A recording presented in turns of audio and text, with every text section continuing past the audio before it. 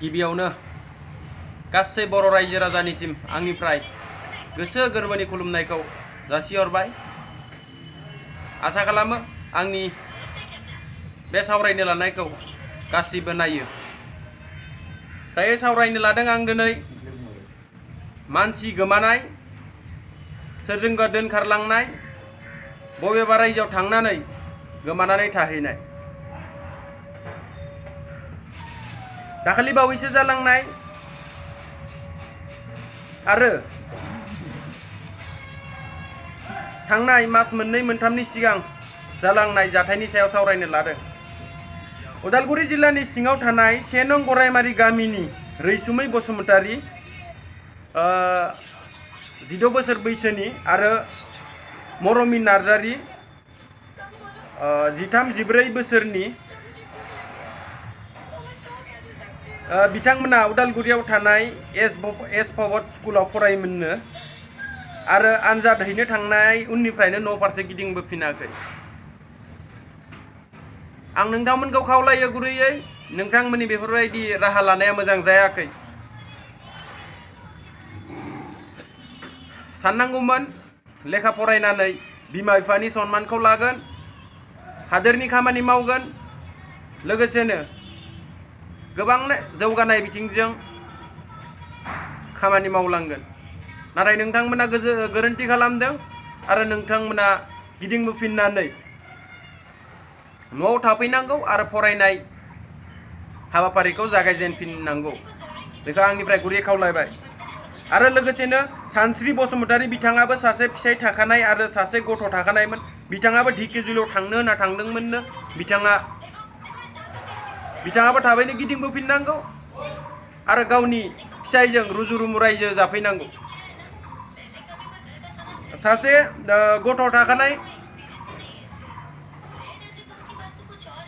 बिसिया बिदि खारनाया गोबां गोरोन्थि जादों आरो बेयो जोंनि ओनसोलाव गोबां सोलिबाय थागासिनो। बेयो मोनसे चेलेन्ज नामा बर' बिमा माहारिनि सोरजोंबा दोनखारलांनाय, सोरजोंबा खारलांनाय? बे जाथाया जोंनि बिटिआर हालामाव एबा बर' माहारिनि गेजेराव गोबां जानो थांगासिनो। बेफोरो थाबैनो बन्द जानांगौ। आरो चिरां जिल्लानि सिङाव दादगिरि हाथिसार गामिनि 2 नं खाग्राबारिनि रबिराम बसुमतारीनि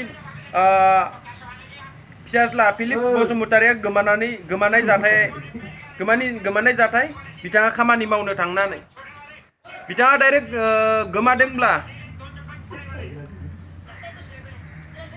थानायाव थांनांगौ, जाथायखौ मोजां बिजिरना खोन्थानांगौ आरो पुलिस बिफाना थाबैनो मदद खालामगोन। आरो दं तामुलपुर जिल्लानि सिङाव थानाय अभयबापुरि गामिनि आरती मण्डल आरो बिथांनि फिसा खारनाय जाथाय। बिथांमोना बेफोरबायदि डिसिसन लानाया मोजां जायाखै। लोगोसेनो धेमाजि जिल्लानि सिङाव थानाय सिमेन्सापुरि पुलिस थानानि बेन्दोङाव थानाय दलंगुरि गामिनि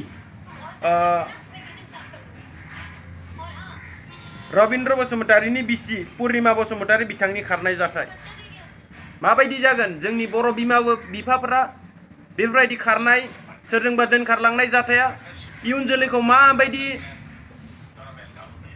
दैदेनलांनो सानदों, इयुन जोलैनो माबायदि बिथांखि होलांनो सानदों, इयुन जोलैखौ माबायदि खालामलांनो सानदों? निस्सय सोलोंगोन।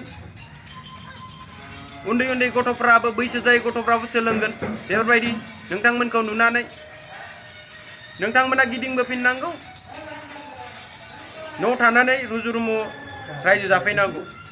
आं बेनिफ्राय नोंथांमोनखौ खावलायहरबाय। चिरां जिल्लानि बेन्दोङाव थानाय थालिगाव गामिनि जगदीश बसुमतारीनि बिसि रैसुमै बसुमतारी बिथाङाबो फिसा सानै थाखानायमोन। बिथाङा 5 जुनाव खारनानै दं। बेफोरबायदि जाथाया जोंनि ओनसोलाव बेसेबां जाफ्लेबाय थागोन? आं गुरै खावलायो बिटिआर सरकारा थाबैनो बेफोरबायदि सोरजोंबा दोनखारलांनाय, बबेबा गोमानाय सोरजोंबा जिनाहारि खालामजानाय, सोरजोंबा बुथारजानाय, सोरजोंबा हाथियारजों गावथारजानाय बेफोरबायदि जाथाया जोंनिफ्राय थाबैनो जोबस्राङो।